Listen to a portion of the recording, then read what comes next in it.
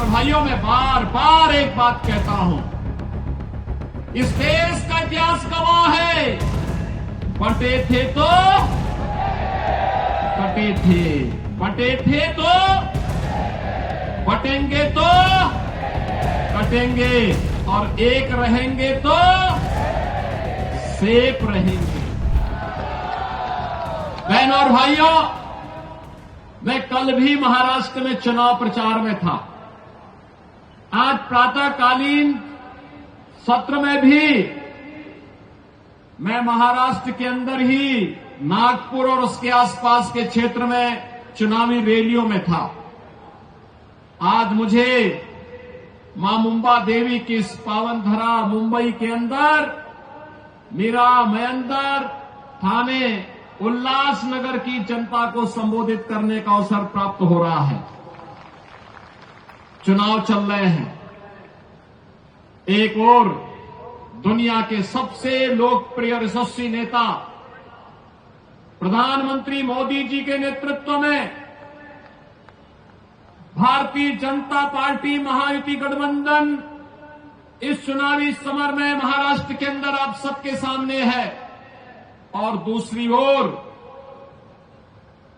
जिनकी न नीति है, न राष्ट्र के प्रति कोई अच्छी नीयत है, न नैतिक बल ही रह गया है, ऐसा अनैतिक अनाड़ी गठबंधन के रूप में महाअघाड़ी भी आपके बीच में इस चुनावी समर में है। बहनों और भाइयों, ये चुनाव मात्र चुनाव नहीं है, ये चुनाव हम सबके लिए इस राष्ट्र की अस्मिता और अस्तित्व को वैश्विक मंच पर पुनर्स्थापित करने के प्रधानमंत्री मोदी जी के अभियान के साथ हम सबके सहयोग की सहमति भी है। और इसीलिए मैं महाराष्ट्र की जनता जनार्दन से अपील करने के लिए आया हूं। हमने बदलते हुए भारत को देखा है पिछले 10 वर्ष के अंदर। प्रधानमंत्री मोदी जी के नेतृत्व में ये बदलता हुआ भारत जो अपने देश की सीमा की सुरक्षा करना जानता है। याद करिए 2014 के पहले के भारत में क्या होता था। 2014 के पहले के भारत में पाकिस्तान घुसपैठ करता था, आतंकी वारदात को अंजाम देता था, आवाज उठती थी, कांग्रेस नेतृत्व की सरकार कहती थी कि बोलिए मत, पाकिस्तान से संबंध खराब हो जाएंगे। 2014 का भारत आज वह किसी को छेड़ता नहीं, कोई छेड़ता है तो छोड़ता भी नहीं। आज तो भारत की सीमा सुरक्षित है, दुश्मन घुसपैठ नहीं कर पाता है, आतंकी वारदात को अंजाम नहीं दे पाता है, बल्कि एक और भारत अपने 80 करोड़ लोगों को फ्री में राशन की सुविधा का लाभ दे रहा है, और दूसरी तरफ पाकिस्तान 23 करोड़ की मात्र आबादी वहां वह भी भूखों से मरने के लिए तड़प रही है। बहनों और भाइयों, देश के अंदर आज सुरक्षा का वातावरण है। आतंकवाद की जड़ कश्मीर की धारा 370 समाप्त हुई। कांग्रेस अभी फड़क रही है कि इसको फिर से लागू किया जाए, लेकिन प्रधानमंत्री मोदी जी ने कह दिया है कि कांग्रेस की 4 पुश्त भी कश्मीर में धारा 370 को फिर से लागू नहीं कर सकती। आज देश के अंदर वर्ल्ड क्लास इंफ्रास्ट्रक्चर बन रहा है।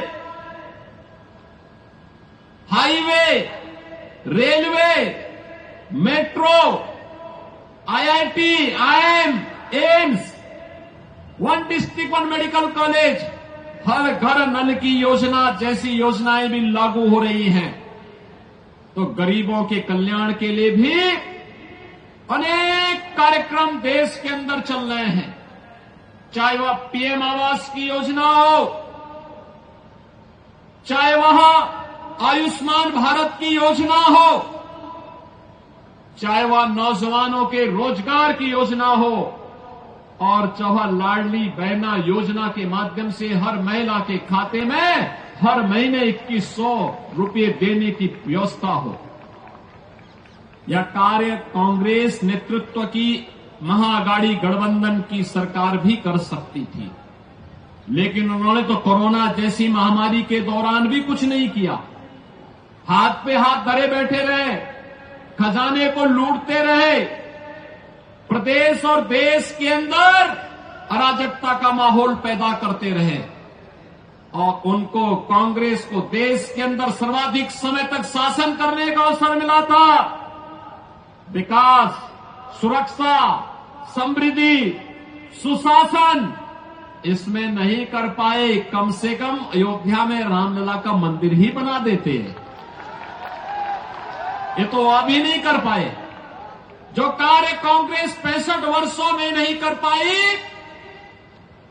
भारतीय जनता पार्टी की डबल इंजन की सरकार ने मोदी जी के नेतृत्व में मात्र 2 वर्ष के अंदर उत्तर प्रदेश के अंदर भगवान राम के मंदिर का निर्माण का कार्य कराते हुए भगवान राम को फिर से अयोध्या धाम में विराजमान कर दिया। बहनों और भाइयों, मैं पूछना चाहता हूं, कांग्रेस को अगर आपकी चिंता होती, आपकी आस्था की चिंता होती, अयोध्या में राम मंदिर का निर्माण ये भी करते। 500 वर्षों की समस्या का समाधान 1947 में हो गया होता, लेकिन कांग्रेस के एजेंडे में आप कभी नहीं थे, कभी नहीं थे। कांग्रेस के एजेंडे में गरीब कभी नहीं था, नौजवान कभी नहीं था, महिलाएं कभी नहीं थी।